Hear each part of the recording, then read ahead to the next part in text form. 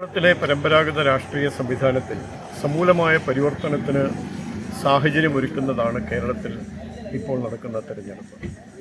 നേരത്തെ കേരളത്തിലുണ്ടായിരുന്ന മുന്നണി സംവിധാനം രണ്ട് മുന്നണികളും ശൈഥില്യം നേരിടുന്ന സാഹചര്യമുണ്ട്. തെരഞ്ഞെടുപ്പ് ഫലം വരുന്നതോടെ ഭാരതീയ ജനതാ പാർട്ടി നേതൃത്വം നൽകുന്ന ദേശീയ ജനാധിപത്യ സഖ്യം നിർണായക ശക്തിയായി കേരള നിയമസഭയിലുണ്ടാകും.